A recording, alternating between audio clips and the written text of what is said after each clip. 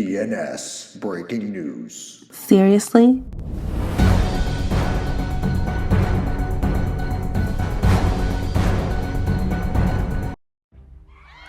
Hello, ladies and gentlemen.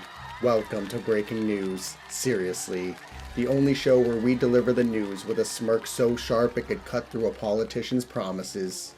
I'm your host, Sean, here to serve up the latest headlines with a side of disbelief. We've got a trio of stories, which include Trump's meeting with the President of France, tariffs on North America, and a new director of the FBI. Let's dive in, shall we? First up, President Donald Trump met with French President Emmanuel Macron today. The powwow went down in the Oval Office, where Trump rolled in with his signature swagger, ready to talk Ukraine, trade, and how to slap a gold T on the Eiffel Tower. Macron, the ever-suave Euro king, strolled in with that perfectly accented charm, likely wondering if Trump's next move is renaming the Potomac the Trump River, for branding purposes. This wasn't just a photo op. Both of them posed like they're auditioning for America's next top diplomat. But today marked 3 years since Russia's invasion of Ukraine, so naturally, that was topic numero uno. Trump's out here claiming he can end the war within weeks because who needs a plan when Vladimir Putin has already filled in the details? Macron, meanwhile, kept hammering the need for security guarantees for Ukraine. Translation: Donald, we can't trust Putin with just a pinky promise. At one point, Trump and Macron even got into an awkward battle of the hands. That was exactly what we agreed to. That is the most beautiful language. I have no idea what he's saying, but that is the most elegant, beautiful language. Go ahead, please.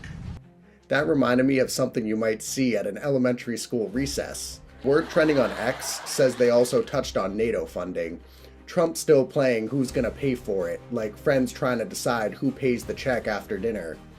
Macron pushed for a European peacekeeping force in Ukraine, 30,000 troops, no less, because apparently France is ready to flex while Trump is looking to end the war already. Trade came up too. Trump's eyeing a rare minerals deal with Ukraine. No official statement yet, but I'm guessing the real win here is that Trump didn't call him macaroni on live TV. Progress, folks, or at least a solid C+ in diplomacy. Speaking of progress, let's pivot to something juicier. Trump confirmed a 25% tariff on Canada and Mexico.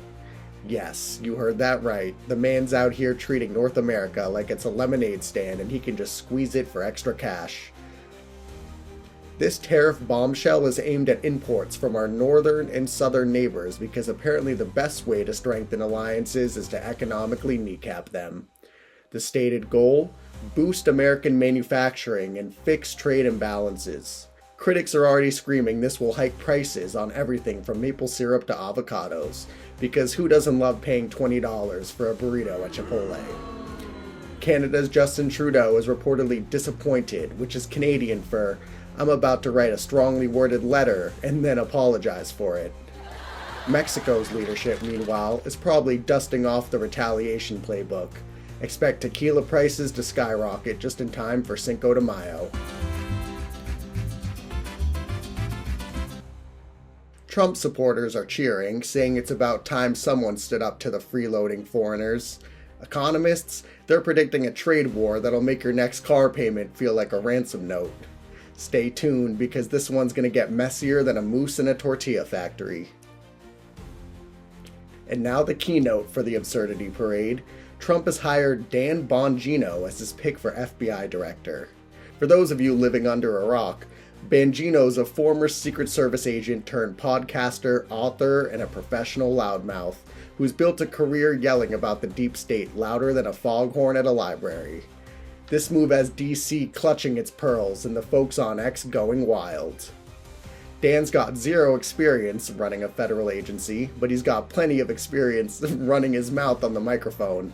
Skills Trump clearly values more than, say, a resume. Bongino's fans are ecstatic, calling him a patriot who will drain the swamp with a fire hose. Critics? They're warning he'll turn the FBI into a personal loyalty squad for Trump, investigating anyone who doesn't salute the MAGA flag fast enough. Let's be real, this is the guy who once said he'd rather fight big tech than Bigfoot, and honestly, I'd pay to see either. His podcast rants are the stuff of legends, equal parts conspiracy and caffeine, so expect the FBI's next press conference to sound like an episode of Joe Rogan. No word yet on when the Senate confirmation hearing will be, but I'm stocking up on popcorn because this one's going to be a circus. So what's the takeaway from all this? Trump's out here having a battle of the hands with the president of France, slapping tariffs on our neighbors, and handing Dan Bongino the keys to the FBI like it's a consolidation prize for not getting a TV show. It's a wild world, folks, and we're just living in it, or at least trying to afford the groceries. This has been Breaking News Seriously. I'm Sean, reminding you to stay informed, stay vigilant, and maybe stock up on Canadian bacon before the tariffs hit. Good night and good luck. We're all gonna need it.